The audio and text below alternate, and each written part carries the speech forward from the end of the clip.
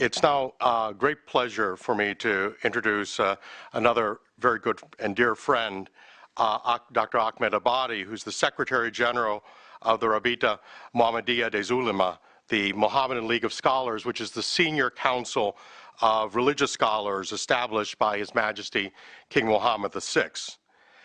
He also heads the working group within the Strategic Dialogue on education and cultural issues.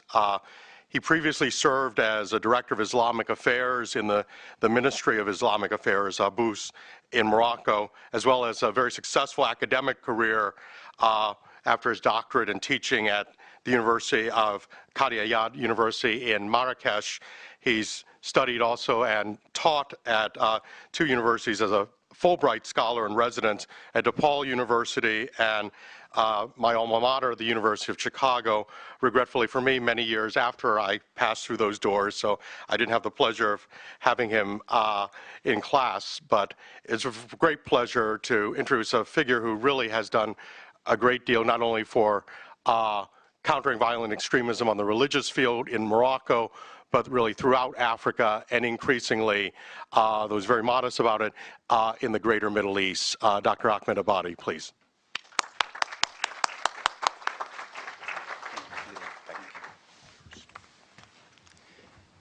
Thank you, everybody. It's such an honor to be here today to tackle this intricate subject, given the fact that the dynamics of the spreading of any given discourse have tremendously changed over the last years. So the dynamics are not anymore what they used to be.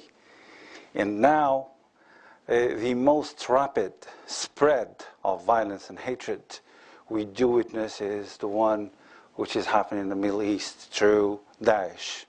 This is the way I like to call them. This movement tried to hijack four major things.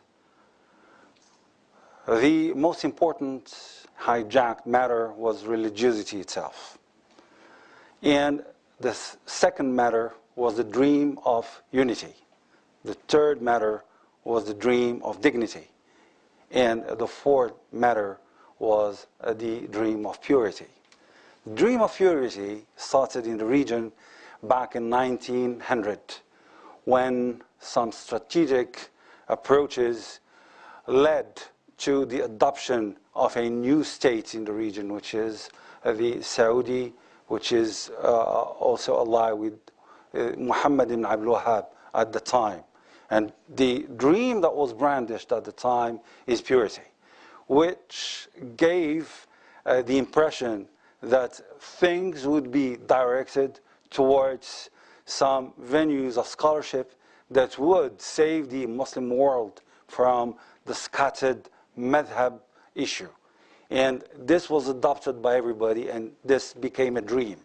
The dream that was then translated by Salafism and also adopted by movements in the region such as the Ansar al-Sunnah in Egypt and other movements in the region.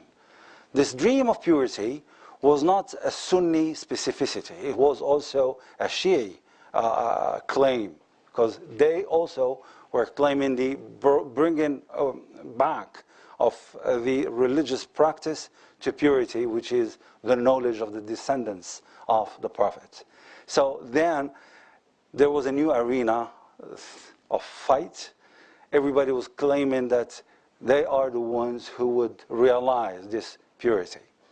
In 1924, the Ottoman Empire collapsed, and many countries in the region found themselves as orphans. And since decisions were taken in Asitana, Istanbul, Asitana at the time, every decision was made there.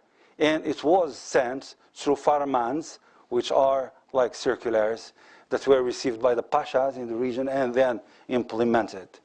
This dynamic disappeared all of a sudden, and people in the region found themselves in the situation of orphans. So the dynamic that was triggered is looking for a father again, rebuild the Khilafah without thinking about the ways to build and to rebuild, more precisely, this Khilafah. This was a dream of unity. This dream also was adopted by some other movements. The Muslim Brotherhood, Ikhwan Muslimin in Egypt, 1929, 26, and then 29, more officially, claimed that they will build up the unity in the region by rebuilding the Khilafah. Hizb Tahrir in the region as well. And this became also a dream in the region. The third dream was the dream of dignity.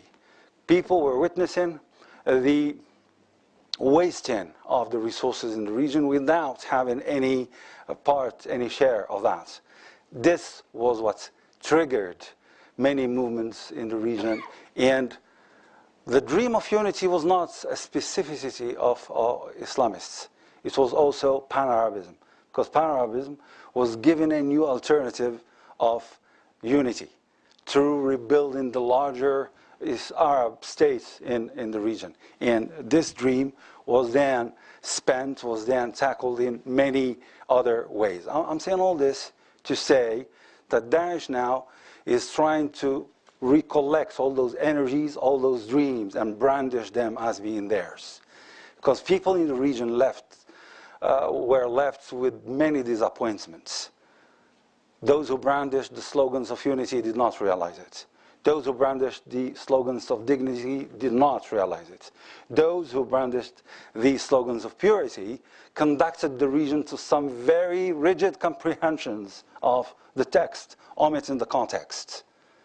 And this was an evidence for everybody in the region. Daesh transcended this by claiming that it is dealing with individuals. It is not selling out chimerious dreams anymore. You are unmarried, come to me. I'll marry you to the most pious and beautiful lady in the world. You are without a job, come to me, I'll make out of you the head of intelligence in Daesh. You are not educated enough, come to me, I'll make out of you a scholar, a true one, a pure one.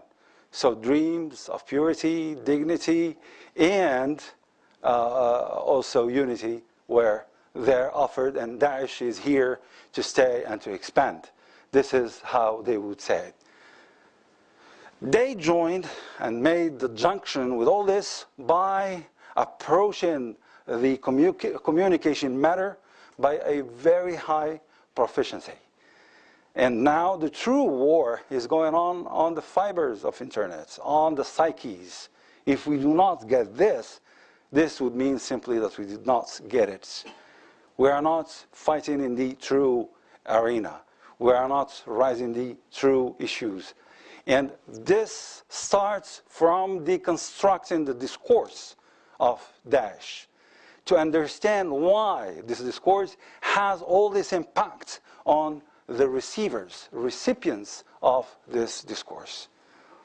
They've developed some repetitive items which they use as a rifle that they use to shoot the brains and the psyches. And it's very rapid and very efficient in the same time. One, they would raise the issue of the conspiracy, Occidental conspiracy to scatter the Muslim world. And we are here to overcome. We are here to realize the unity of the Muslim world. While the Occident is gathering, the United States of America, the European Union, the Benelux, they are scattering us. And our governors are not doing anything to fix it. So we will do it ourselves. Come and help us doing so. 2, colonialism. 3, the issue of Israel. 4, double standard. 5, the Iranian, Afghani, Burmese, Central African cocktail, name it. 6, the humiliation on the net and on the movies and medias and so on. 7, the draining of wealth. 8, the value system infiltrations. We need to do something about that. And this is why when you witness their ways of recruiting, and especially when this recruitment is directed to some frustrated, angry, high testosterone young males in the region, with all those disappointments, with all those angers that are internalized in themselves, they're very prone to respond to the appeal of the sirens. And especially given the fact that there is some tangible state that pretends realizing the dreams of dignity, unity, and purity. If we do not tackle the content and deconstruct it, if we do not train people to build up the enzymes that will allow them to deconstruct this discourse, then the war, the battle, is lost in advance. And to do so, we need people who will not be just functionaries. We need people to be hosting in them some passion, to realize all the ugliness of the facts that are going on there. And this is why it needs some very specific engineering to build up curriculums and programs that would train efficient people. To give you just some very rapid statistics, in Egypt you have 280,000 officials that are in the payroll and receiving public riyals, dinars, dirhams in the region. But if we do measure the efficiency, how high is this efficiency? In Saudi Arabia you have 300,000. In the region you would have armies of those officials.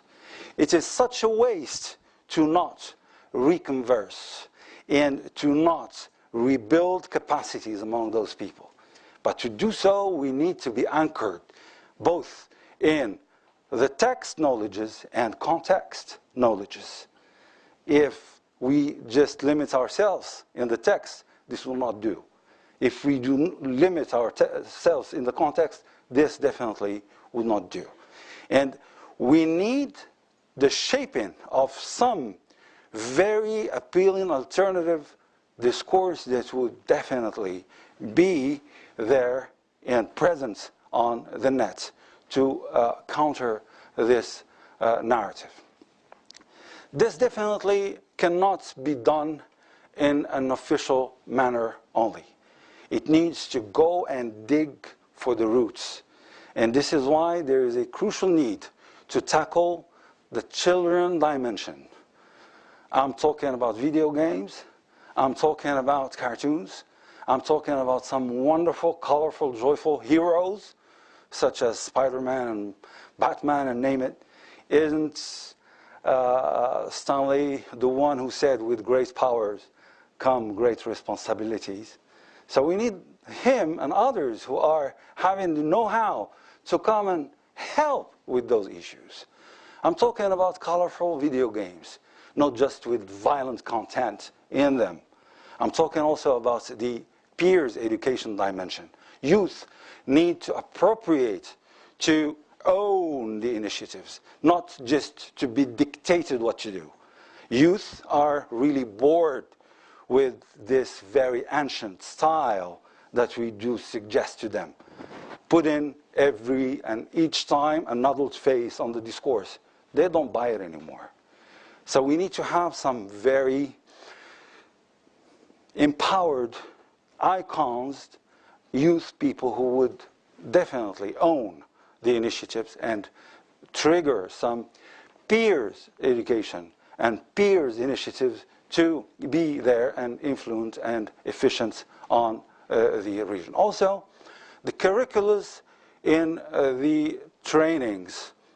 I'm talking about trainings of imams. I'm talking about the trainings of academics in Sharia knowledges. I'm talking about the training in the Sufi orders. I'm talking about the trainings in the other arenas that would consume a religious discourse, but this religious discourse needs to be dosed, need to be definitely oriented to fix and solve the problems, not create problems.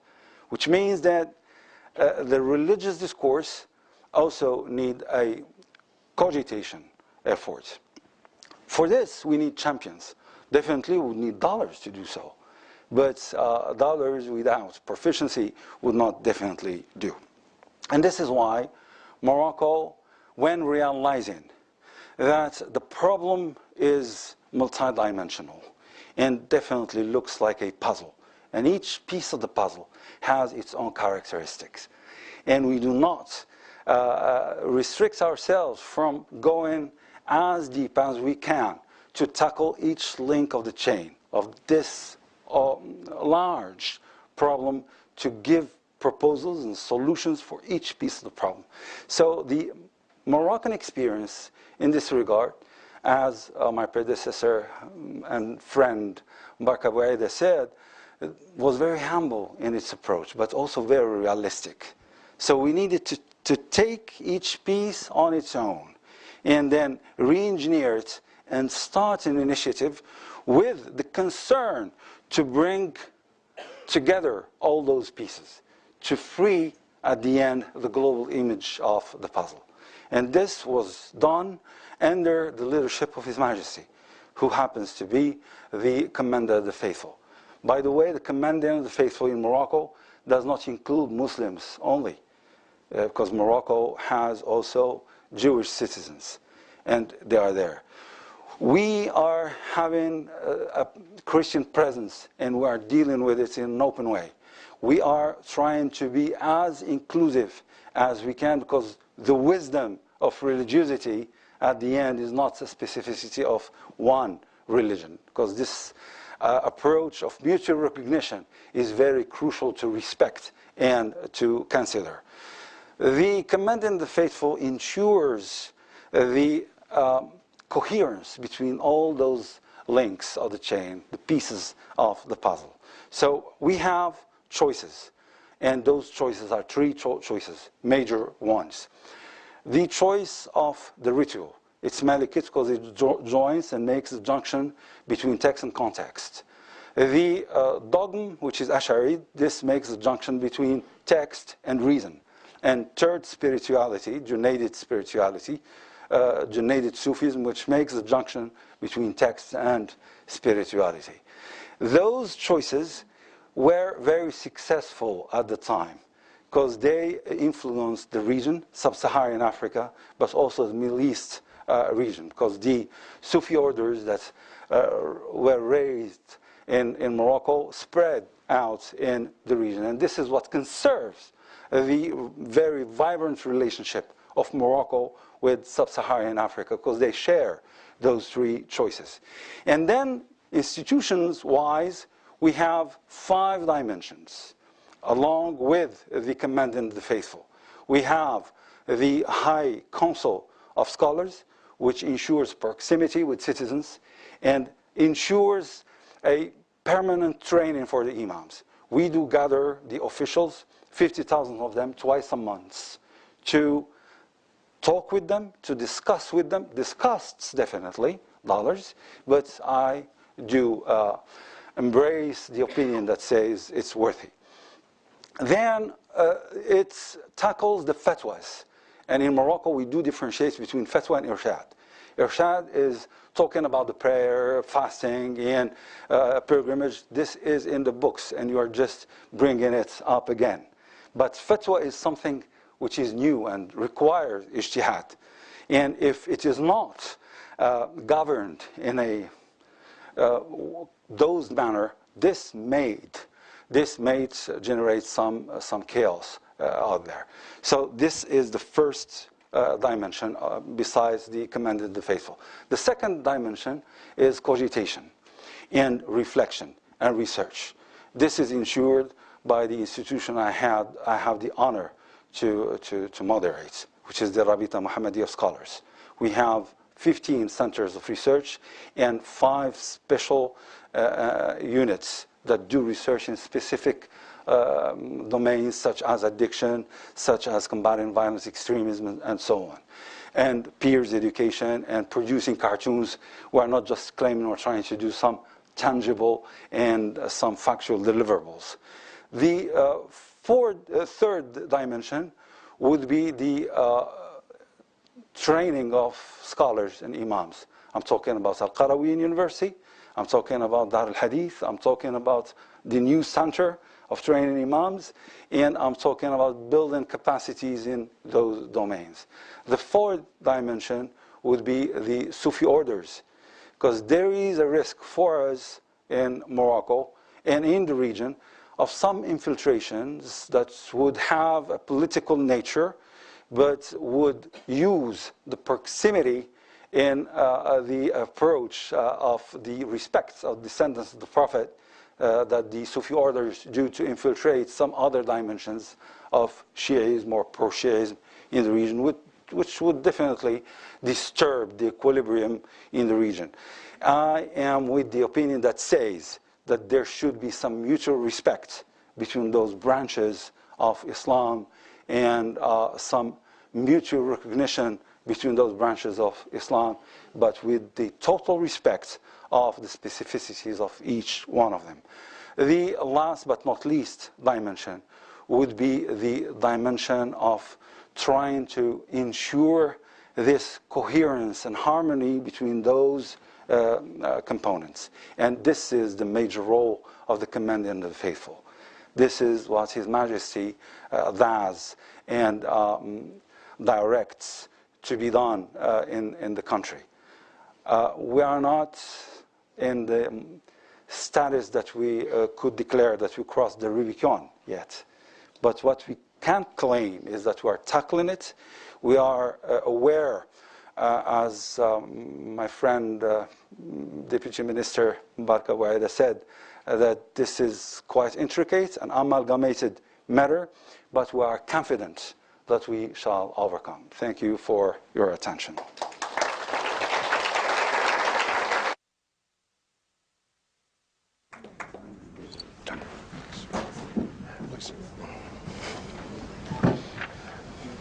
I'd like to switch now to our panel discussion. Following this presentation, invite Dr. Steve Gran and Genevieve Abdo to join us.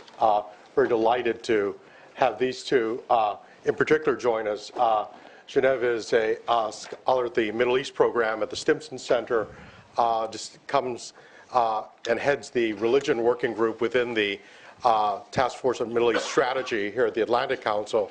Comes from a long and distinguished career in journalism, was the first American journalist posted back in Iran since the time of the Islamic Revolution, is the author of 3 books on religion, particularly Islam and politics, especially one that I guess was quite prophetic a decade before the Arab Spring on Egypt in particular.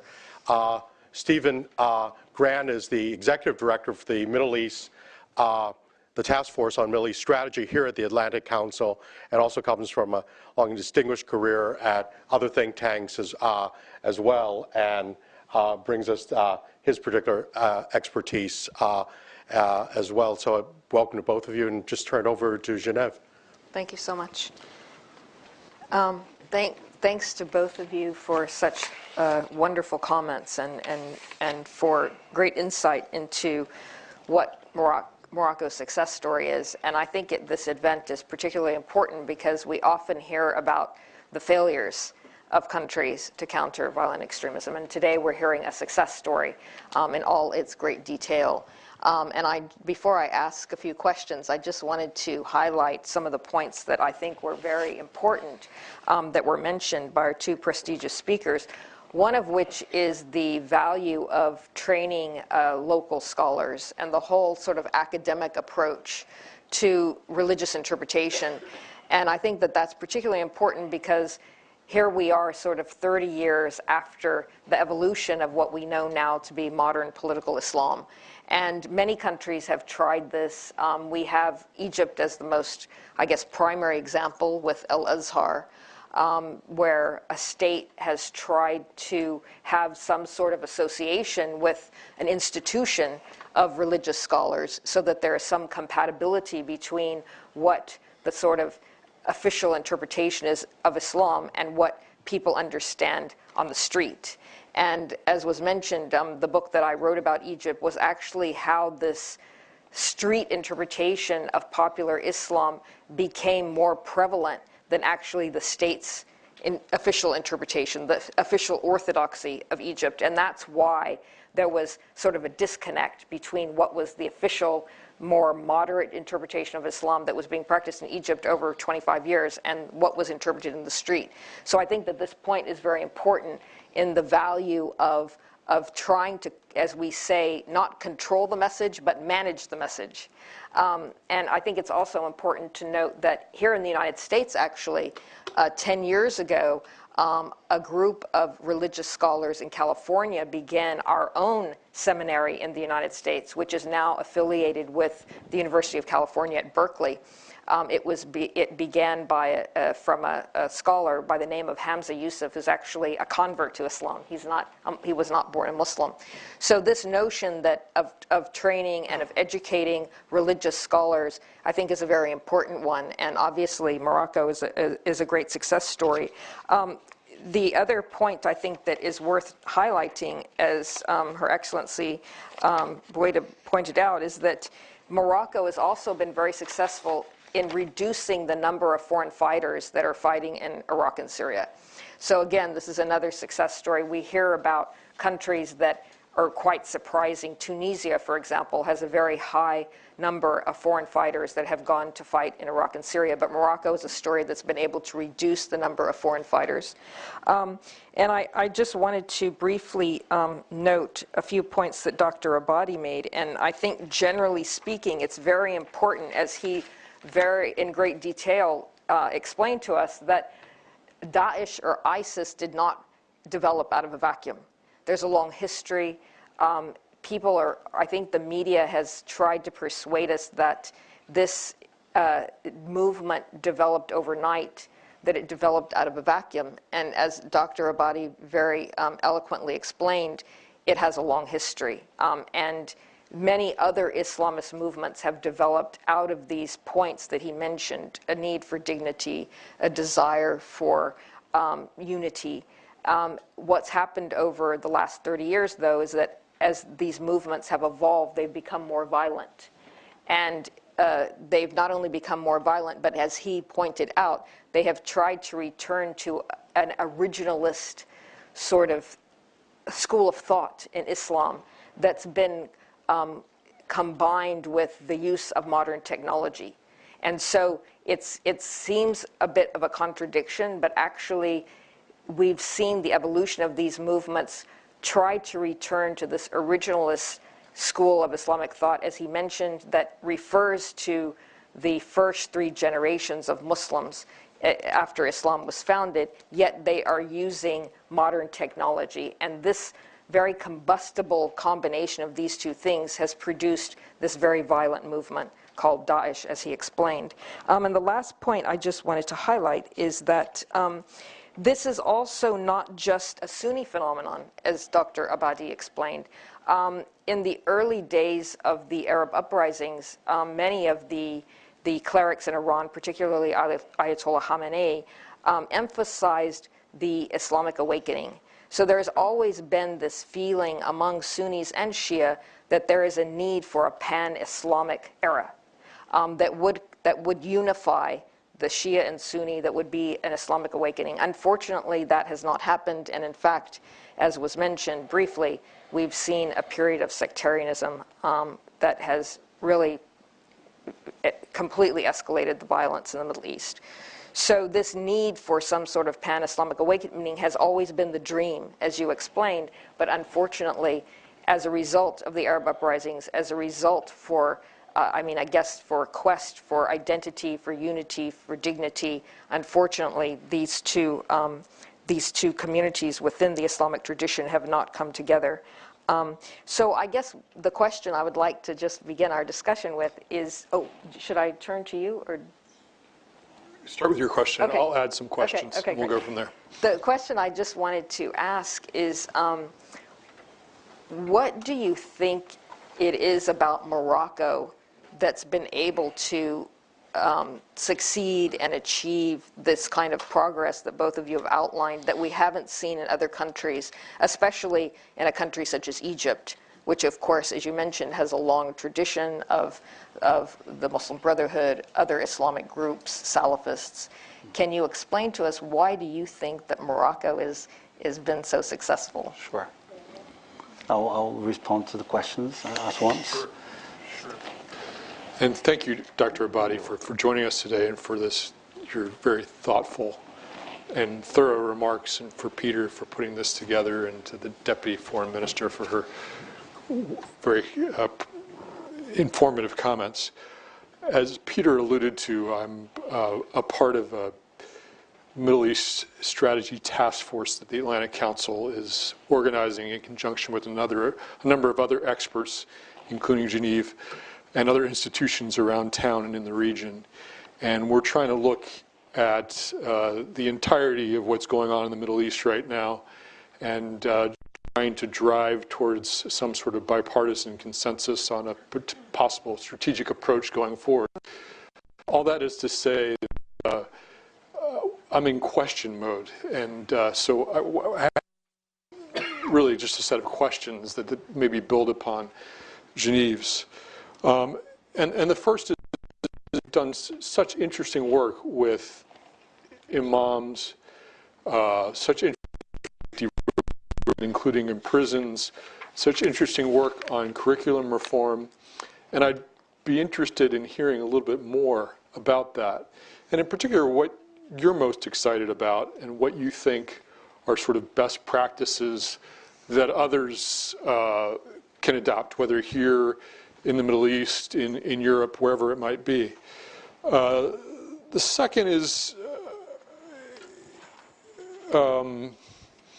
you talked about the need for passionate individuals, that if Morocco and other countries are going to counter the narrative of Daesh, that you need very independent-minded, very creative, very resourceful people who are really committed to the cause. And I guess that's often hard in the region where politics and religion are so tightly meshed. And I wondered if you could speak to that, just the ability of imams in particular to be independent voices at a moment like this where politics are so tightly held. And then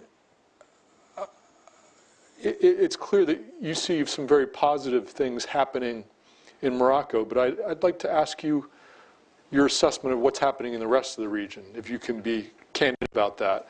Where are you seeing promising things happening? Where are you concerned? As you look to partners, where are you finding the most interesting partners? We've seen a number of new organizations rise up. Just to mention one, I know that in the UAE there's a Council of Religious Elders that's recently been formed. You know, there's been some institutional change. What institutions are you finding most promising and interesting? Where do you see scholars coming together in a meaningful way to try to counter the messages of Daesh? And finally, just your assessment of sort of the trajectory of Daesh over the long term. Is this something we're going to be confronted with for a long, long time? Is this something that will grow bigger rather than smaller in the next decade? You know, what do you see as its likely shelf life, and how long will it remain a problem? Thank you. Thank you. Thank you. Thank you for those insightful questions. And I would take it from what you said earlier, Genève, when you talked about those nuances between official Islam and popular interpretation of Islam. This is a very crucial item, because official Islam, because it was brought and carried by functionaries who were there as functionaries, definitely the belief dimension was there, but it was not salient enough, was not present enough. And those institutions of official Islam in the region suffered from 4 stigmatas. The first stigmata is the stigmata of satisfaction. We are there, we are the scholars of Islam, and our vestimentary dimension proves it. The way we pronounce words proves it. and our organization also endorses it, and we are there. So there is no need for those institutions in the previous time to tackle the comprehensions. And I would like here to highlight the fact that innovation and renovation was also present since the 1900, when Jamaluddin Afghani came and was tackling this very specific issue. When talking about the scholars of Al-Azhar, that there is a need of renewal of the discourse, and Muhammad Abdu and Muhammad Rashid Rida afterwards. But this did not shake those fixated states of minds enough to generate the change. It gave birth to some dynamics, but those dynamics were not enough. Whereas the holders of the dream of purity produced some very simple, to not say simplistic, discourse that was comprehensible, and it was accessible by everybody. Islam, in the 1900 period, after the rise of the Saudian state in alliance with the Muhammad bin Abdul Wahhab descendants, the discourse became very simple all of a sudden. So no madhabs, no scholars, no quotations. We can have direct access to the text, and then we have the authority to interpret the texts. There is no need to be an erudite in Arabic or in all the other sciences of Islam. Just go and there, and you will get it. And you would have some organizations of big scholars who would assist you if you do fail, and who would produce some very accessible booklets that would not be very hard to understand.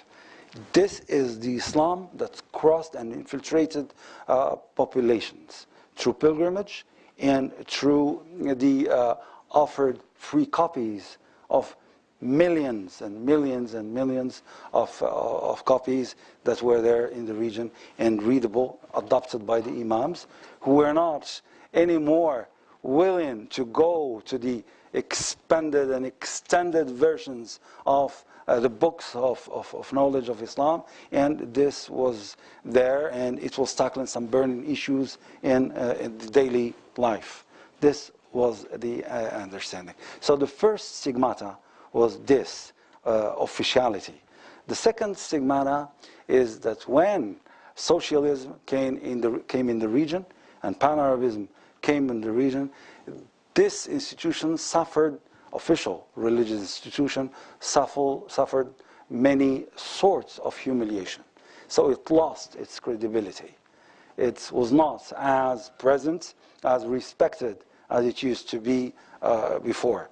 The third is when the Safavids with the Ottomans in the late decades of the 19th century started to combat each other, unfortunately. The Shi'is were brandishing the fact that, well, you are on payrolls, whereas we are independent. We receive the khums from the population, and we do not depend on any other official institution. So we are free-minded, and you are not, simply. This also relinquished some of the credibility of this institution. The fourth stigmata was the fact that, well, the system of offering dignity to those scholars was not of the most efficient. The payrolls were very poor, and many of those scholars were constrained to look how to complete the expenses of the month elsewhere. It was not offered by the institutions. So this was not generating enough motivation in those institutions, which weakened those institutions. And now there is a very crucial need to avoid the waste. I was talking about thousands, hundreds of thousands of those officials, we need really some building of capacities and some empowerment in those institutions. Why Morocco? Well, we've had the chance, geostrategically speaking, to be the far west before those wonderful lands were discovered by the European and the Asian mind, because they existed and people were here. And they were discovered by those minds and cultures, as everybody knows, 1492. This Far West's position gave us the luxury to witness the tidal waves erupting from the epicenter of the world, and then not arriving to our shores until they were milded somehow. The time, and as the French would call it, the recul, to deconstruct those concepts that were erupting from the epicenter of the world. And we did it, as Frank Sinatra would like to say, we did it our way somehow. We made the difference also between Islam and Muslims in Morocco. We made the difference very early because we said, well, we are welcome in Islam, but we are refusing the Umayyads and refusing the Abbasids and all those dynasties that came afterwards. We had our own dynasties, and there was even some extremism in this regard. I would not like to go into details, but we made a difference. And this is why the Ottomans never came in Morocco. So we had our own proper schools of thoughts in Morocco, religiously wise. And also, we succeeded in solving a very crucial problem in the Muslim Weltanschauung, which is the fact that Shi'is and Sunnis are having this difference. The descendants of the Prophet need to be in power, needs to be in power. This is a Shi'i condition for the legitimacy of the power. And the Sunnis would not care much about this. But in Morocco, we made a junction. And we have the descendants of the prophets in power from centuries ago. And this is how it started, as a matter of fact, with Moulay Idris I. And since then, this was the case. So we did not live this incomfort that was lived in Damascus or lived in Baghdad or in the other capitals of the region, even in Samarkand, the other capitals of the region. This definitely contributed, along with the choices, the three choices I mentioned in ritual, dogma, and in Sufism, contributed in solving some of the problems that are lived in the region. I do evaluate very much the Atlantic Council initiative, which is to approach the problem in a multi-dimensional manner, to realize that there are links of the chain and pieces of the puzzle, and each piece has its own engineering and its own architecture that needs to be tackled on its own. And then there is this concern of harmony and coherence between all those pieces. In the terms, I'm talking here comprehension-wise. This goes along with cogitation and along with research and collection of data and analysis of data, and then extraction and deduction of what could be solutions. And this is what think tanks do at the end of the day. But this proficiency that you alluded to is very efficient and definitely would make some difference in tackling the extremist issue. I also, in terms of the past practices, well, I'd like to highlight the fact that we do believe in the celebration of efforts in Morocco.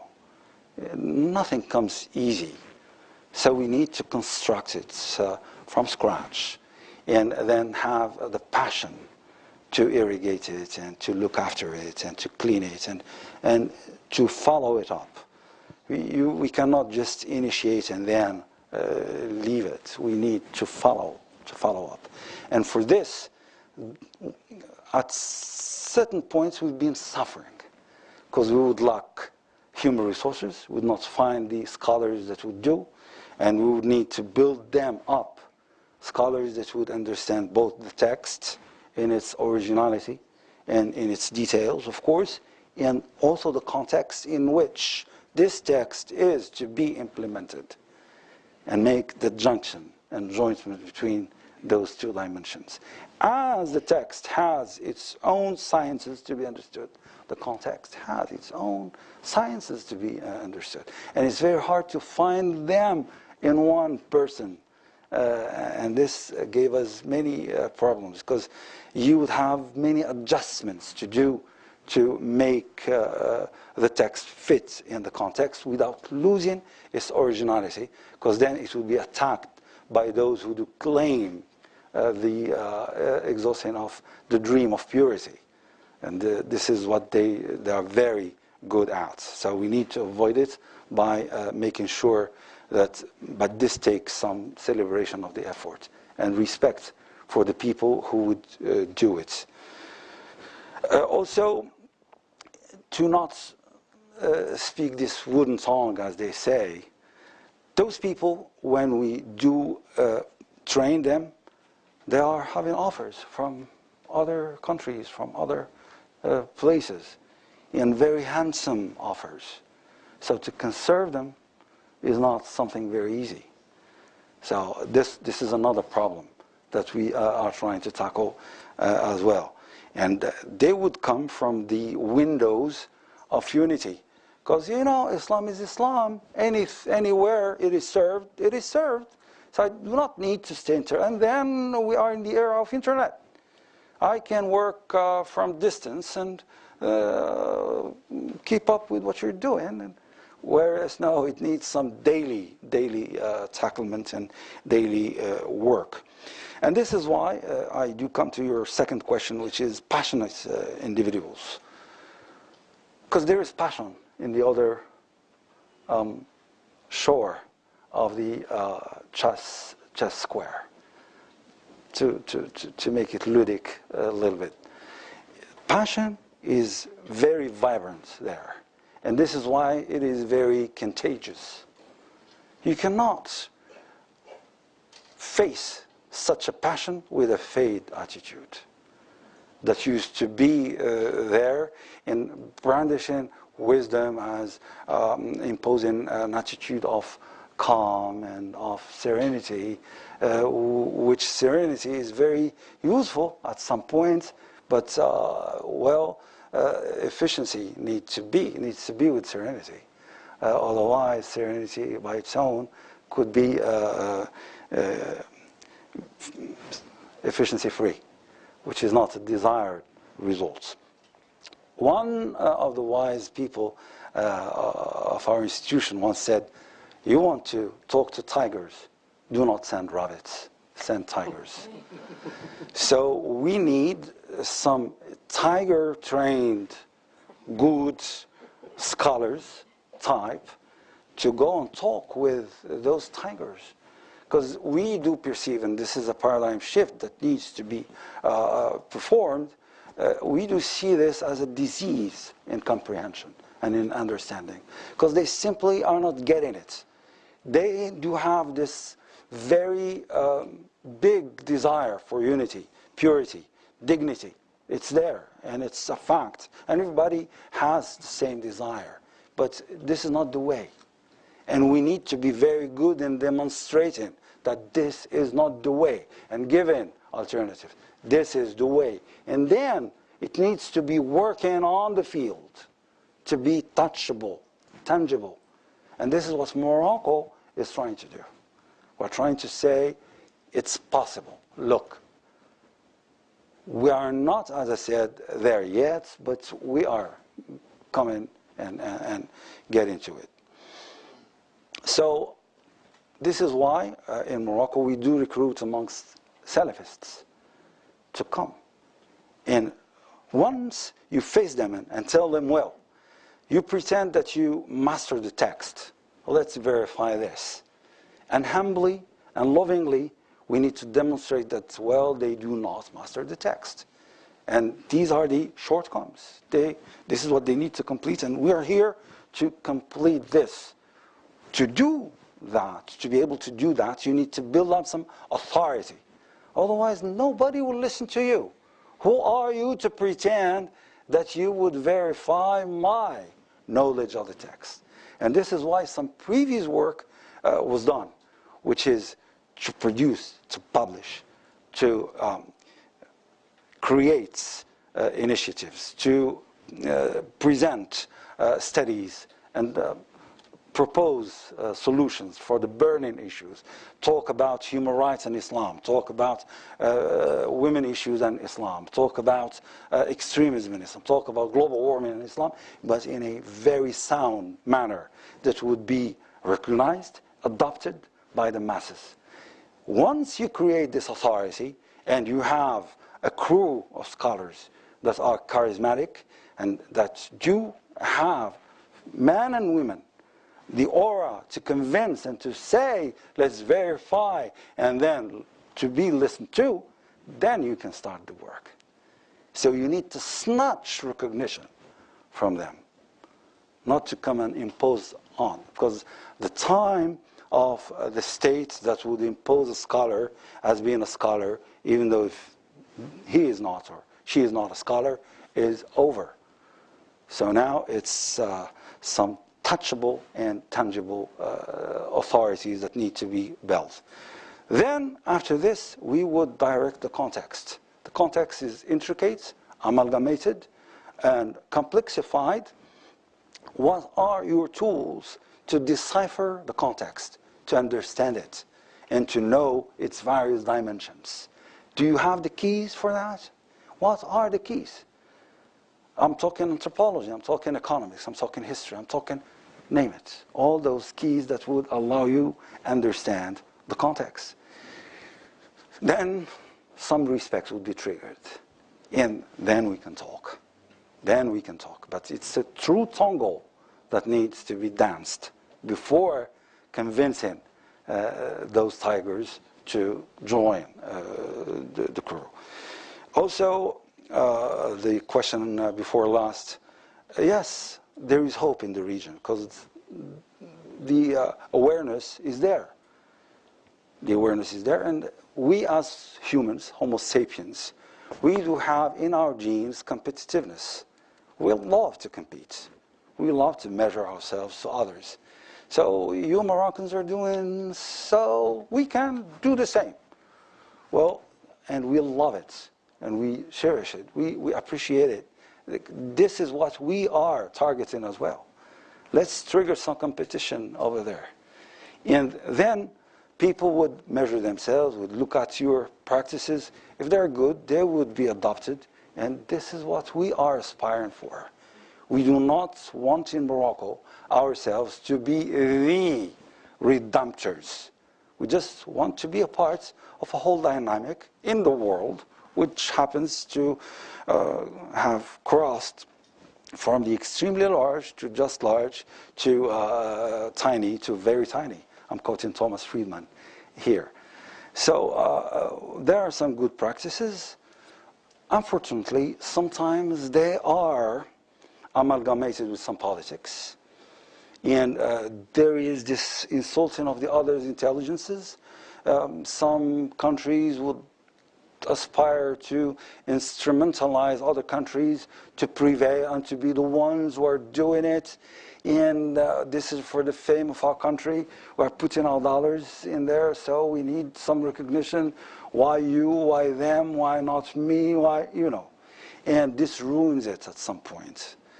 And this is why we need some psychological campaigning to make it happen. Because it is not very easy to make the moutarde of Dijon. It takes some expertise there. So good things are happening in the region, but there is still some work to do. And it takes some very sound realism. But this sound realism should not take away from you hope and confidence.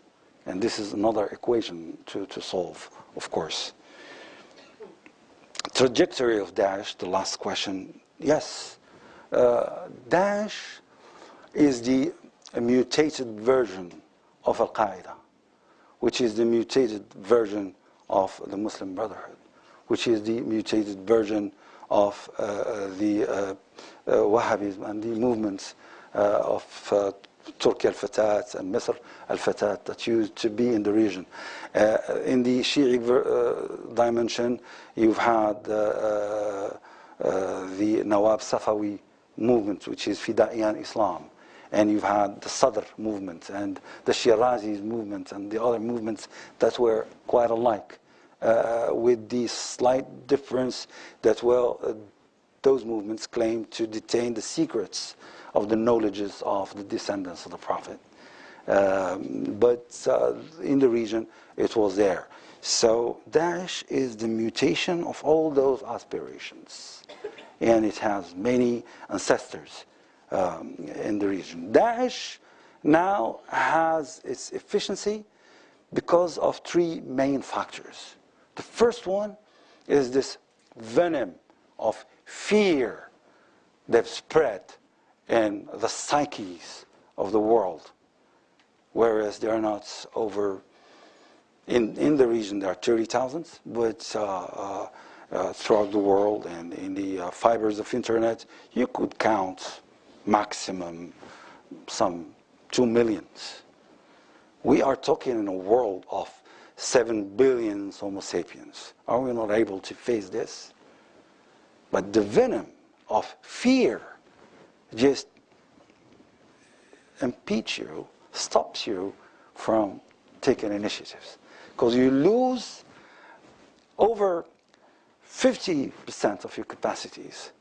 But once this fear becomes a rotten fear, then it becomes more dangerous to cure. And they are bargaining on this. They are really relaying on that. How to extract away the venom of fear from the psyches. Satire could do, but we're not very accurate in using satire. Movies in Hollywood could do, but we're not putting dollars in this direction. Video games could do, but we're not doing enough job in this. We're just restricting ourselves to this very serious format of, discourse, and which is not the true arena of this. So the first factor is the factor of fear. The second factor is the mastery of the new technologies. It's like me talking, using a mic, and having an argument with my friend back there without a mic. I would be hurt, whereas she would not be hurt. So we need to provide her with a mic, because she might have something more interesting than what I'm saying right now. So empowerment is the solution to this, building up capacities.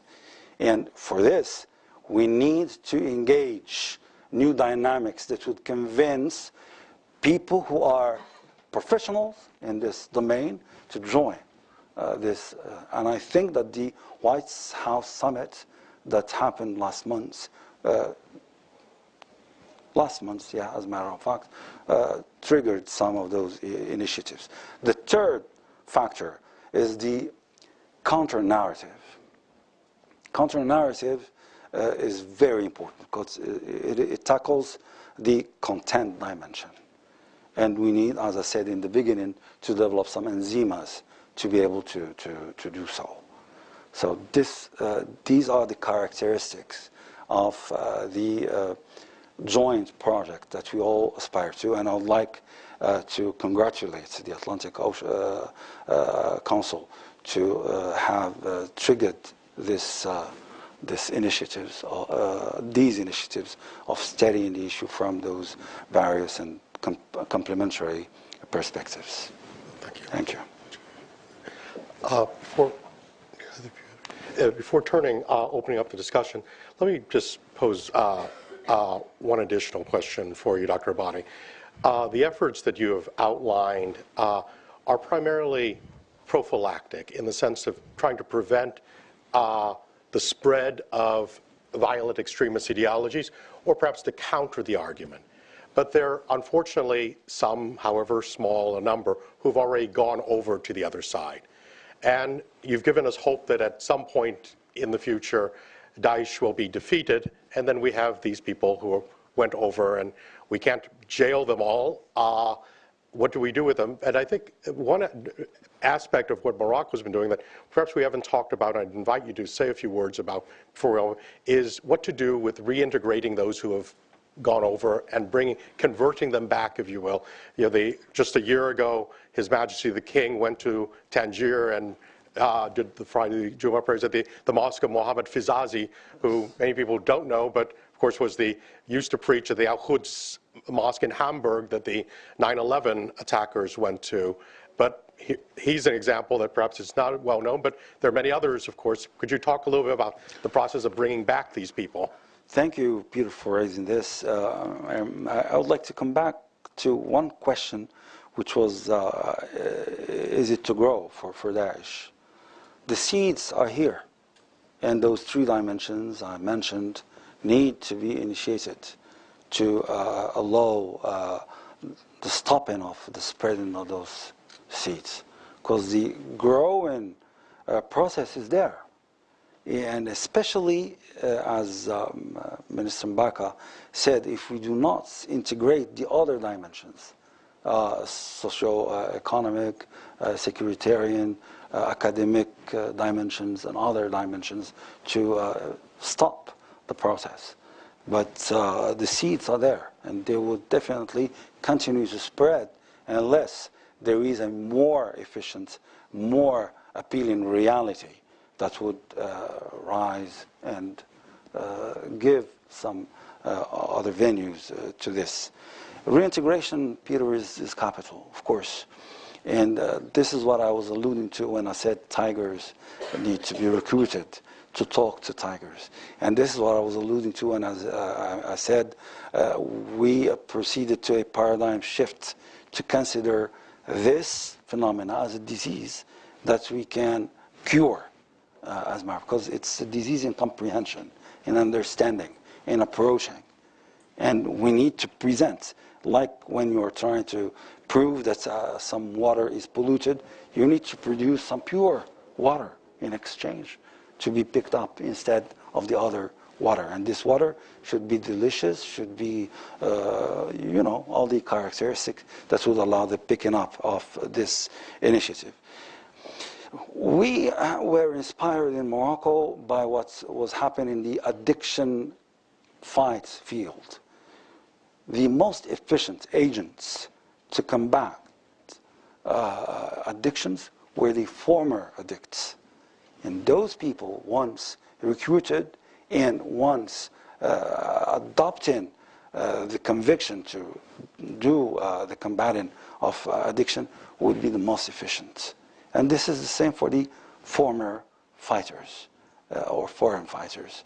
I do very energetically recommend that we develop professionals that would work with those people rather than just put them in jail. We definitely need to extract the networks and the names and to prevent the dangers, but also we need this parallel work to be done as well.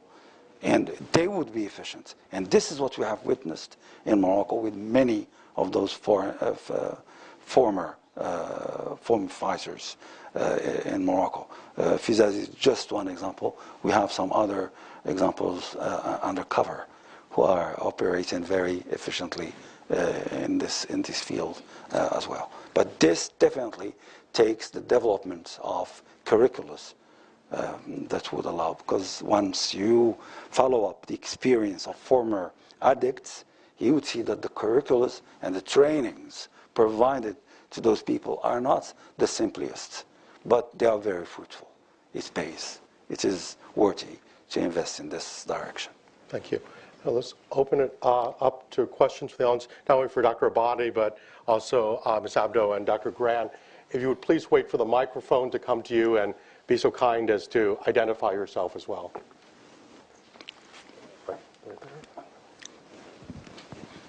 Hello, thank you so much for your comments and the information you've given us today. I'm from American University. My students are here. I have a question because you mentioned religious education, re-education, counter-narratives.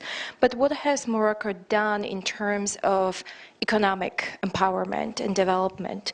You mentioned that some young people obviously might be drawn to some of the messages of the violent groups, such as you don't have a job, come join us, we will make you work for us. So can you talk a little bit specifically what has Morocco done in terms of economic empowerment for both women and men in Morocco? And then also how does also rule of law changed, or what project has been done in Morocco in the past years? And finally, my third question, I'm sorry, it's about funding. So we know that a lot of funding that goes to violent groups such as ISIS comes through a lot of countries through internet or organizations in different countries. Can you tell us what Morocco has done to make sure that the funds are not channeling through Morocco? Thank you. Thank you. And I'd like, on behalf of my friend Peter and on behalf of the Atlantic Council to welcome our students who are here today. It's made me you made my day actually. Everybody is important, but students are definitely, we all agree upon that, the hope and the future. In Morocco, after the unfortunate events of 2003, His Majesty the King initiated a new initiative, which is the National Initiative of Sustainable Development. And this initiative started in the most deprived areas of the nation. This is what it started in Sidi Moumen, in Douar Squila, in Douar al-Hufra, in Douar Doum, and other areas in various cities, and very important funds were mobilized for this issue. If you ask me my opinion, how was it governed? I would frankly say not in the most perfect manner, nor way, but it started. And now we are aware that it didn't go as it should be going. And this is why a new great responsible, a lady, Germai, Nadira, was appointed by His Majesty to follow up this, along with an observatory with Rashid bin Mukhtar that was initiated for this purpose, to make the follow-up in details and to not make this money be spent on some chimeras, virtual projects. It is taking also some energy and some work, but the process is there and the awareness is there. Two, we have witnessed that there is an amalgamation as a matter of facts. Architecture is one of the factors. When we do build cities or quarters without playgrounds, without gardens, without green spots, definitely this generates frustration. Humans need to be in proximity with beauty.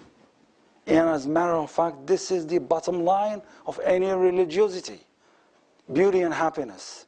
If some religion or form of religiosity is generating frustration, anger, this means simply that it was not understood in the right, proper way.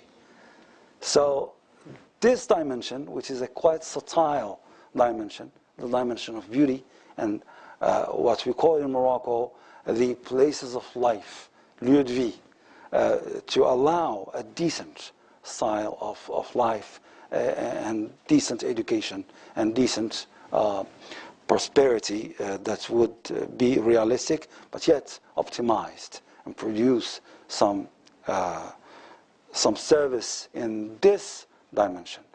The young people need to play, they need to have fun, They need to learn. They need to interact. And we need to assist them with this, but making it theirs, not dictating what needs to be done. Also, funding for those projects witnessed a new form of creativity, because many funds were launched for this reason. And the most famous of those funds is the Muhammad V Foundation, under the presence of His Majesty. But there is a wonderful lady, once again, and this is not a coincidence, because creativity with our ladies, of course, Zulikha Nasri, who is doing a wonderful job in this regard.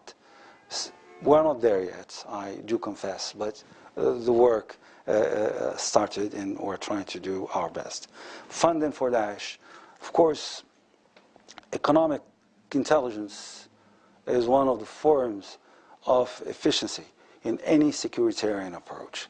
If we lack this form of intelligence, it's very dangerous. And this is why in Morocco we've had some laws, and this is a junction with your question about law and the change of law. You are aware that 3 years ago a commission was launched to reform justice and the system of justice. And this is a great heavy work, of course. But we've had some texts about combating terrorism and about having the right to follow up the data in bank accounts and so on to discover those activities. And I can say that we have dismantled some initiatives in funding Al-Qaeda before and Daesh now in Morocco. Thank you. Over here.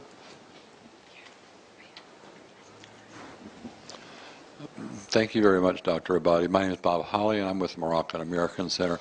I think that you've made clear today in your presentation that what we really have here is a battle of ideas at the end of the day. I fear that there's a certain skepticism, both in the United States and in Europe, about the prospects of winning this battle of ideas, in part because I think it's not very visible to people here in the U.S. or in Europe what it is that people in the Muslim world are doing themselves to take on this battle of idea. If you share that point of view, what do you think can be done to provide some encouragement to people in the U.S. and in Europe that indeed you are tackling this battle of ideas at home? I'll simply say an open invitation to anyone who desires to come by and see and maybe give some piece of advice to ameliorate the process. But talking ideas, it is definitely based on training, on time investment and money investment, and also engineering of the approaches, because you cannot conduct a reflection on a problem that would take from you as an individual 250 years and conduct it in a chaotic way.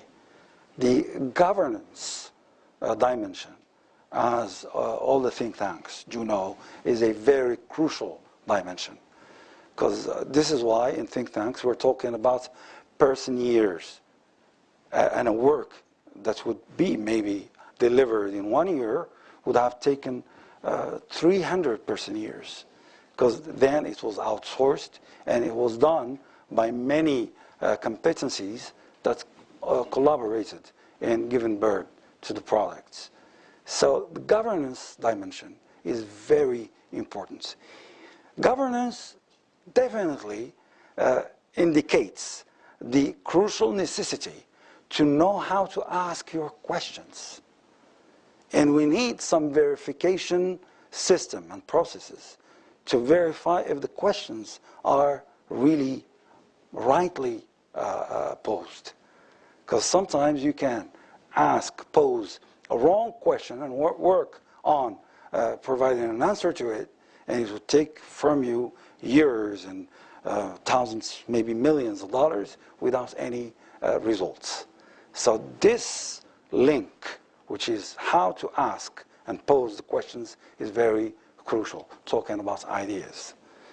What made Daesh be appealing is that they just came to those dreams, the three dreams, dignity, unity, and purity, and hijacked them and formed a geographical, factual, tangible piece of land, using all the chaos in the region to market the fact that, well, they're doing it.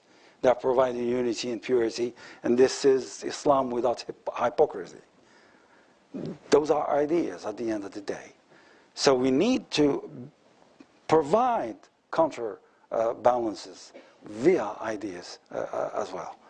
And this definitely passes through asking the right questions and having the decent, efficient capacities to answer those questions. Then, implementation-wise, this definitely takes some channels.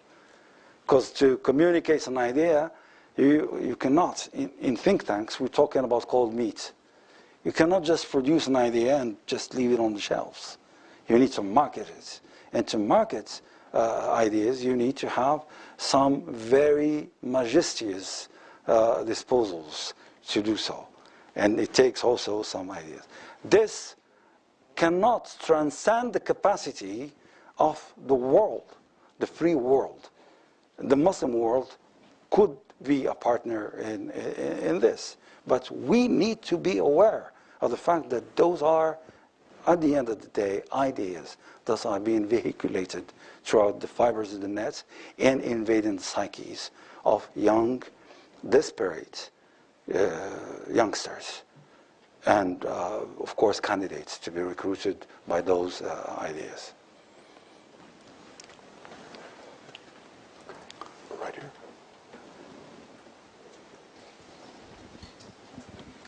Thank you. My name is Daniela, and I am a student at New York University.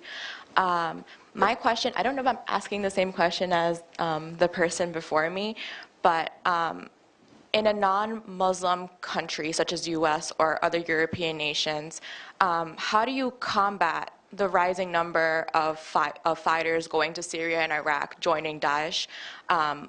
Because I know that you mentioned before that Morocco has a lot of social programs that help to, educate young scholars, imams, but how do we translate that to countries who don't necessarily have a Muslim background and Muslim system in their country?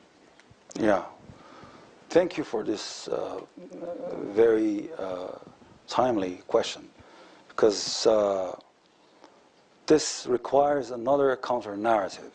It is not because the context is different, but this definitely passes through demystifying the discourse that is being adopted by Daesh to recruit among those people. They use guilt doses for this. They will talk about colonialism. They will talk about the invasion of the West to the rest of the world, and that you as free citizens of the West, you need to do your mea culpa and join and serve in the ranges of freedom soldiers to free the world. We need to demystify such discourse and produce counter-narratives that would definitely face those items that are used to recruit youngsters from the West as well. And the challenge now also, of course, is the power of social media. And if you look at even recently, these two young, teenagers who went through Turkey to join ISIS in Syria, they were influenced by social media. And it's a big, big problem. I mean, as you point out, social media has no parameters. There's no real way to control it.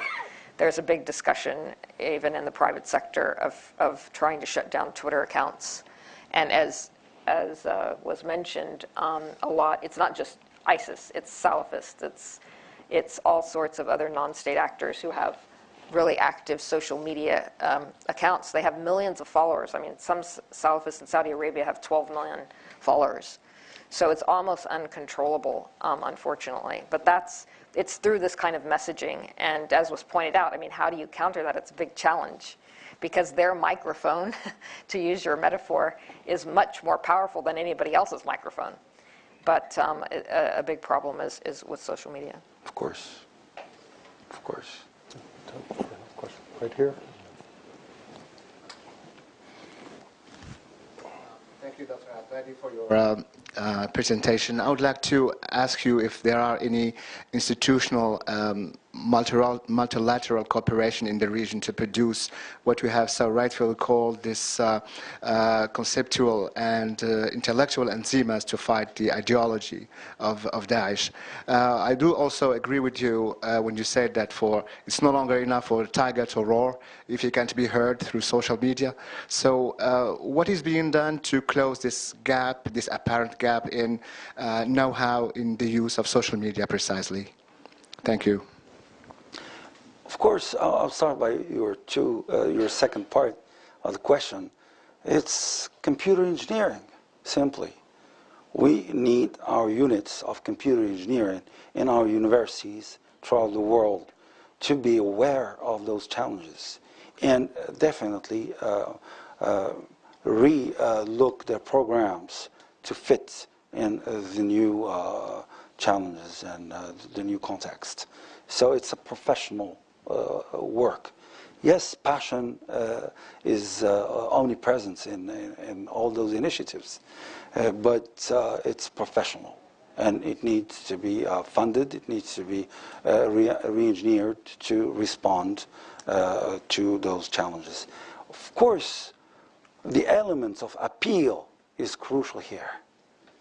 You can have the most professional people in the world in social media, but if their discourse is not appealing, it will not do. They will be beaten, because you can have some very simple tools and monitorings, but yet appealing. This would definitely beat the most professional if they are not appealing.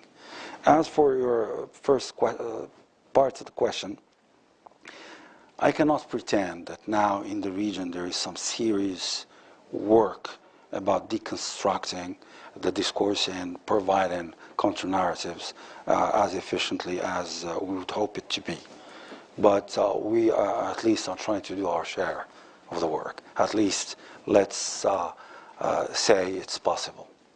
Or the American very efficient slogan, yes we can. One more back there, right there. Thank you very much, Dr. Abadi. I work with Search for Common Ground, and we are actually partnering with you in Morocco, yes, and very much share the perspective that you're bringing today.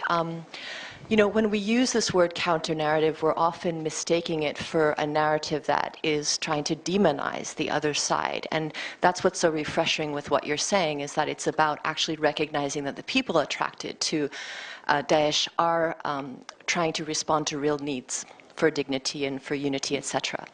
And my question thus is, how can we continue this effective work in a context where other actors operating in the same environment are choosing to use violent or kinetic force and actually further sort of demonizing and inadvertently contributing to the narrative that attracts more people to these groups? So how do we continue and ensure that there's effectiveness in what we're doing to address these causes juxtaposed with other actors that are using violent force? Thank you. Success has a tremendously delicious taste. Once we do taste it, we get addicted to it. So in such mega initiatives, we definitely need to generate some samples to be tasted. And this by fractioning the stages of the job, the work, and make it possible to taste some of the outcomes of what we're doing. Because it allows you to gain confidence about what you're doing. Whereas if you just let it develop and grow without presenting samples to be tasted, degustated, then it will be very hard to continue and to persevere. And this is why the approach should be based on this, to make it possible to valorize and to evaluate and to measure through indices and indicators how successful we were in tackling the issue. And this is what provides sustainability in tackling the job. Thank you very much. Please now join me in thanking not just Dr. Abadi, but Dr. Grand, Ms. Abdo, as well as Minister Boyda for their time with us today.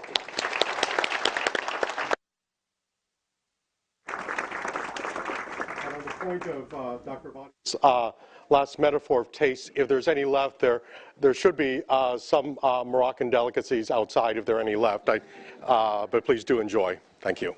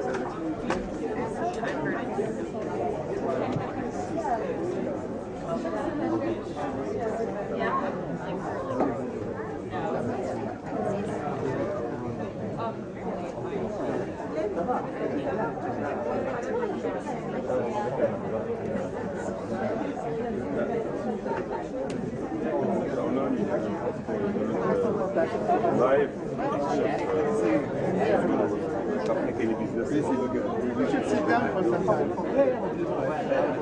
Yes, we'll do it.